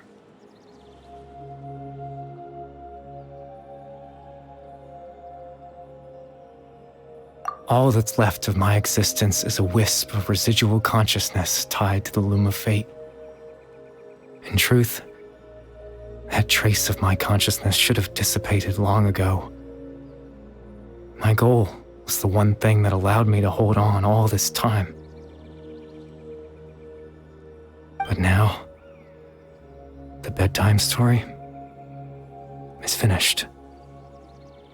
And it's finally time to rest.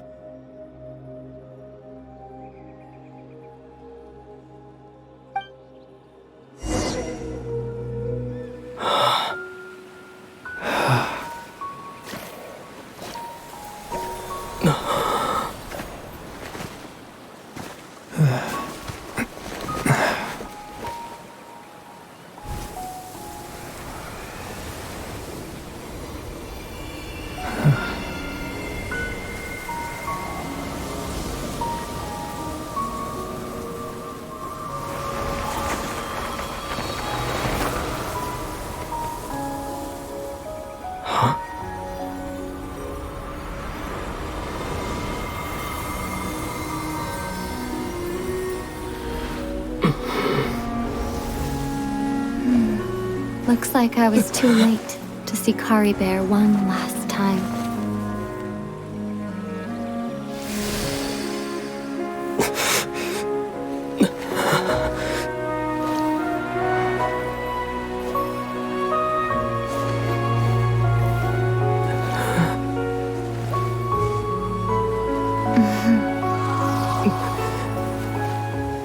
Kari Bear's consciousness is gone, and this space will soon disappear along with it. Neither of us belongs here. That's why we're not tangible. Were that not the case, I'd love to hug you too. Well, how about a conversation?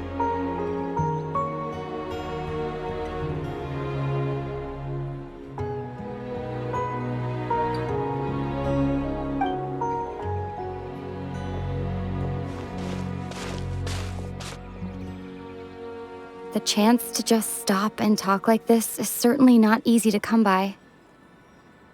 Wouldn't you agree?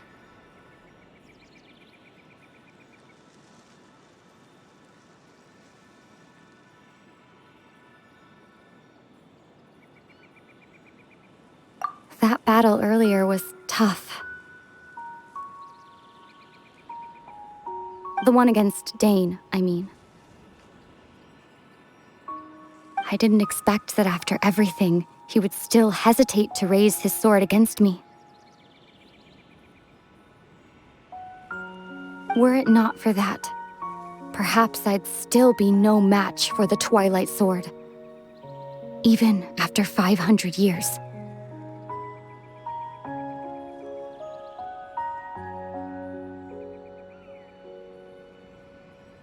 The loom of fate, huh? Still haven't found a way to utilize it to its full potential. But there's still time. Before the heavenly principles awaken.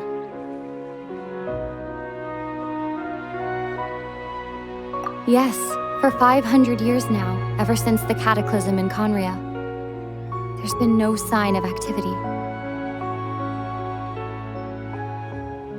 Not long ago, you witnessed the Hydro Archon destroy her divine throne. Yes?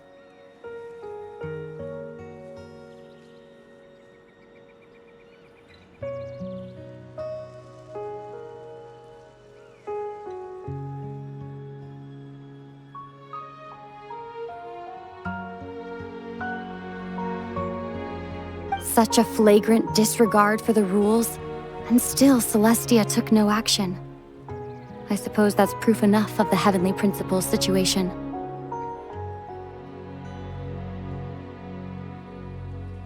However, the Heavenly Principles will awaken. We just don't know when that will be, or what might trigger it. You could say that. Just look at Kari Bear. He was so pure and single-minded. The space we now find ourselves is a perfect representation of who he was, quiet and peaceful. Even as a hilly churl, seeing the terrible sight within the mirror wasn't enough to taint his spirit.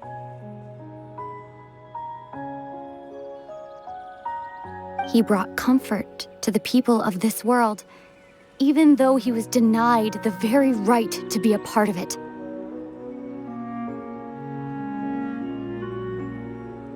So ask yourself this: who was it that deprived him of that right to exist?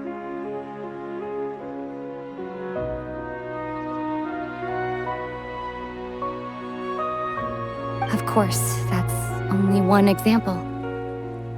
My feelings about the heavenly principles are too complicated to explain in just a few words.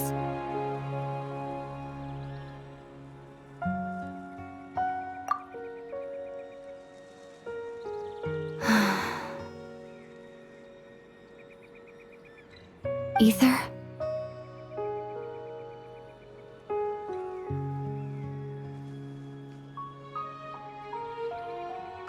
You're the only one in this world who calls me that.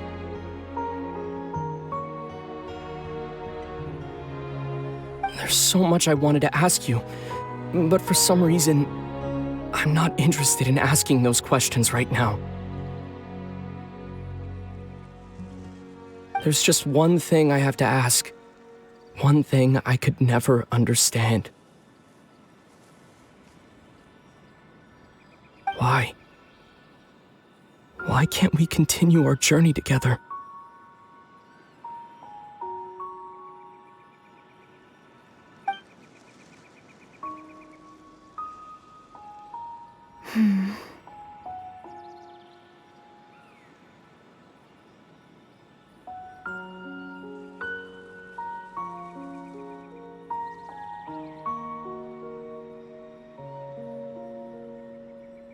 At the end of my journey, I arrived at a place known as the Sea of Flowers at the End.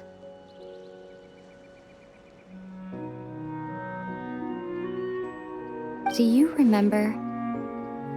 A long time ago, when we traveled between worlds together. You told me you wanted to find a place in the universe where that one flower was in full bloom.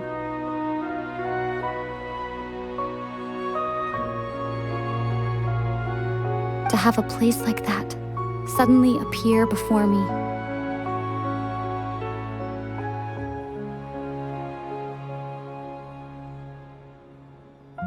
Well, would you think of that as a coincidence? You mean... I miss you too, Ether. But as this war continues to rage, and as I continue to seek that final answer, I don't even know how to face myself sometimes, let alone my own brother.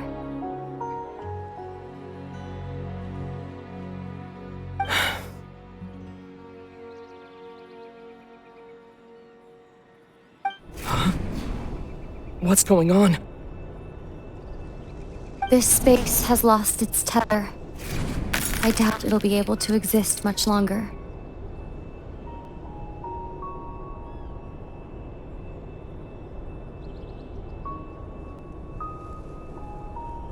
In fact, aside from our inability to physically interact with each other, there's something else you should know about this space. With Kari Bear gone, we won't be able to remember anything that happened here.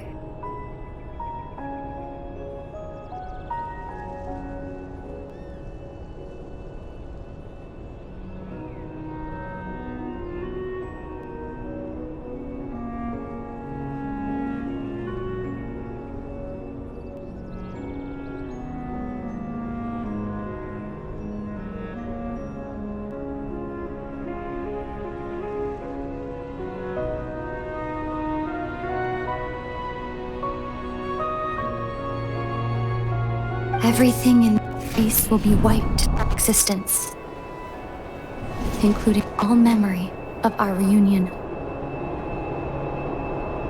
You're only telling me this now?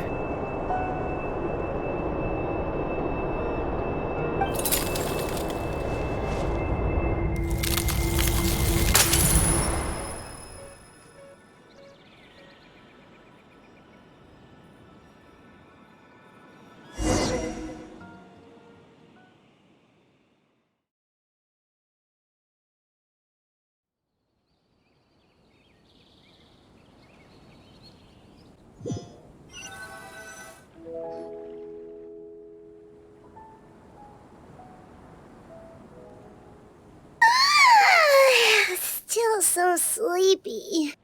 Paimon's head feels all fuzzy.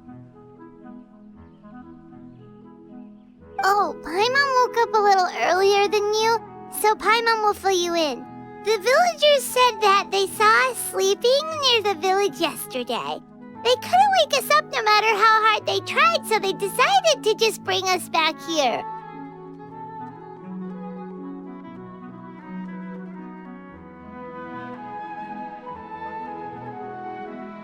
Oh, and Dane came by just now.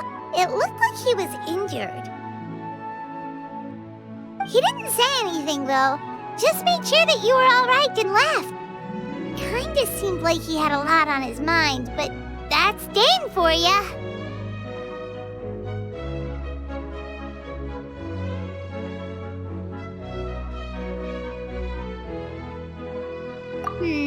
Let's think for a second.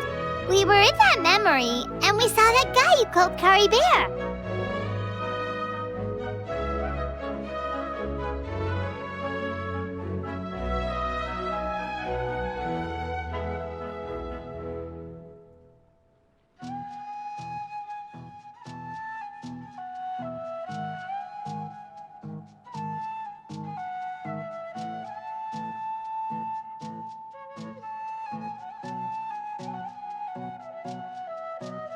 He was the missing villager that we've been trying to find, right? And after that, Paimon doesn't remember what happened.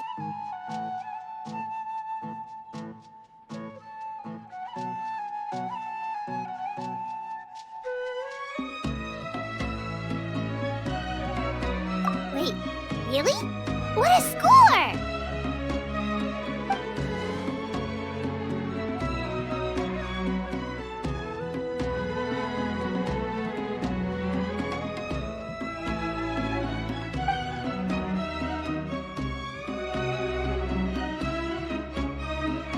Well, what happened after that?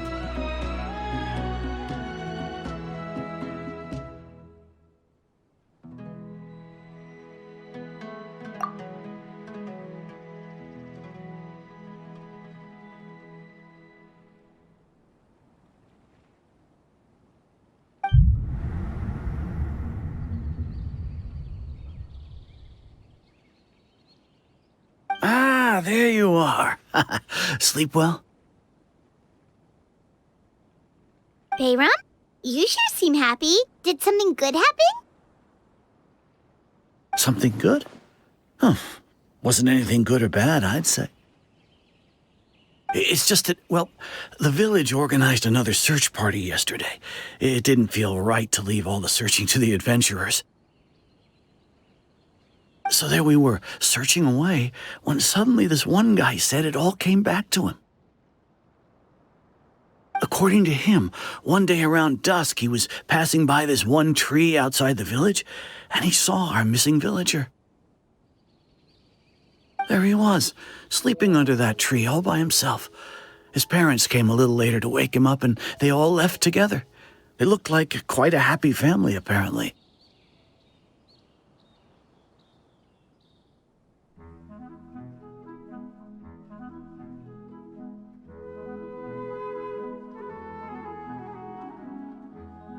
And after that, well, we all started to feel like that really is what happened. Kind of strange that we forgot all about it for so long.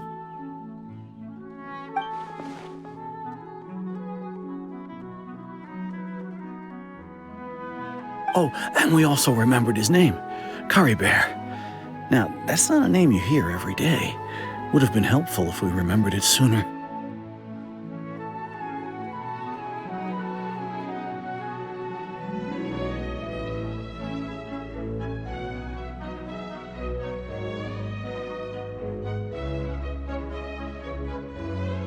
Well, I hope he's happy wherever he is. And we're all relieved now that we know what happened.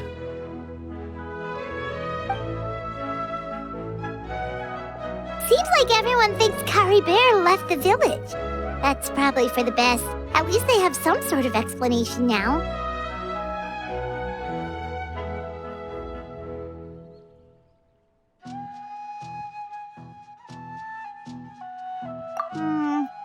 Paimon wonders how Atosa's doing. Maybe we should go check on her. If she hasn't remembered like everyone else, we can tell her what happened.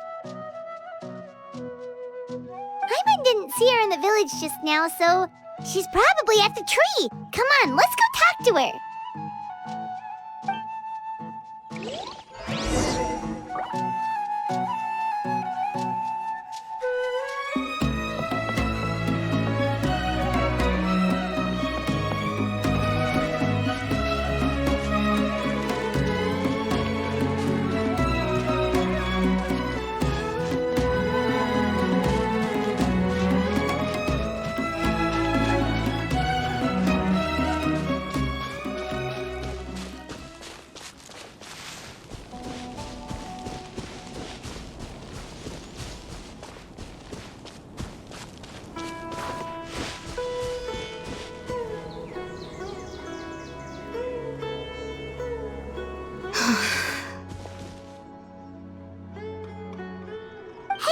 How's it going? Oh, it's you two. I was just about to go looking for you. I wanted to thank you. I was part of the search party, so I remember what happened to Curry Bear now. Honestly, I just can't believe I forgot something so important.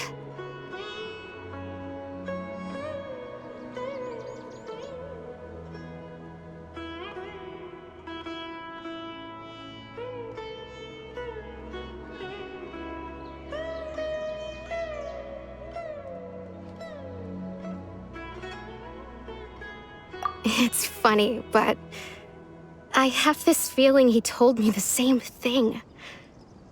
I just can't seem to remember when. I guess it doesn't really matter anyway.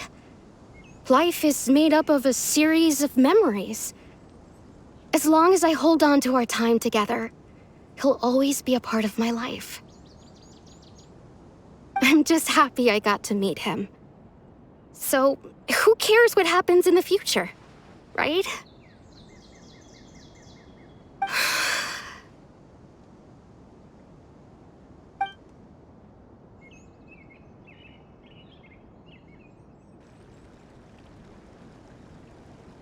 Okay, I'll admit, I'm just putting on a brave face.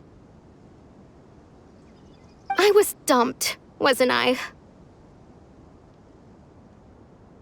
Otherwise, why would he just leave like that without saying goodbye?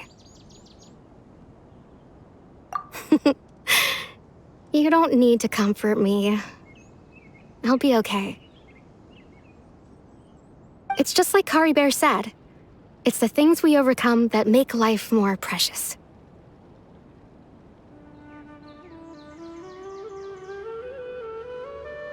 And you know, if he has a heart, maybe he'll come back and see me one day.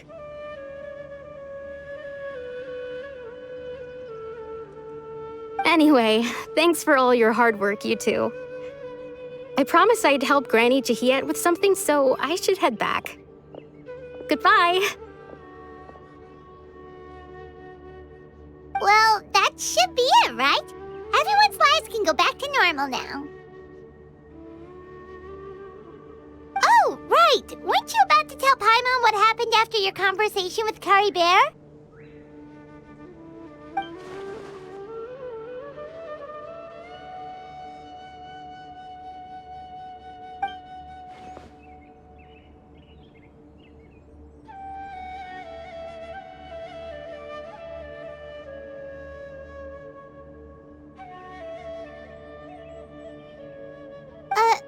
picture? Where'd that come from? Let Paimon see.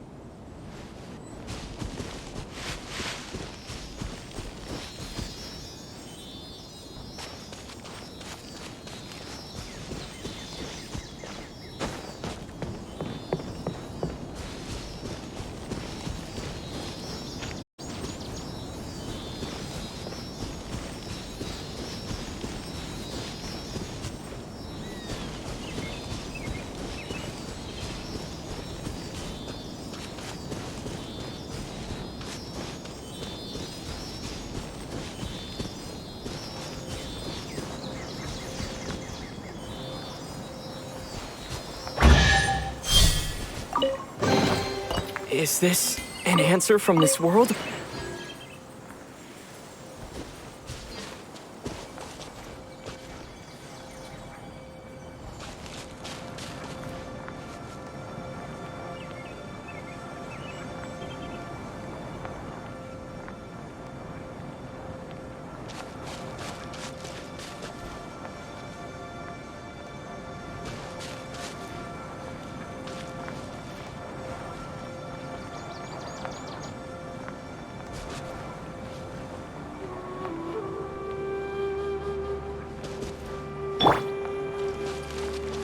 By royal decree!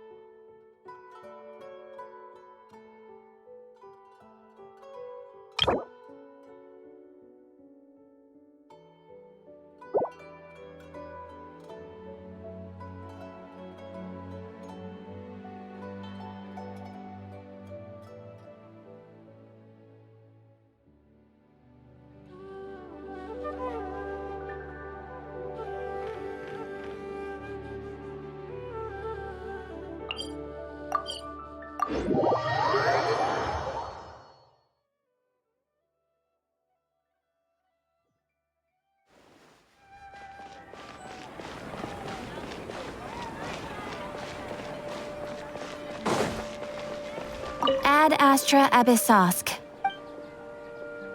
Thank you for completing today's commissions. Here is your reward. Ad Astra Abyssosk.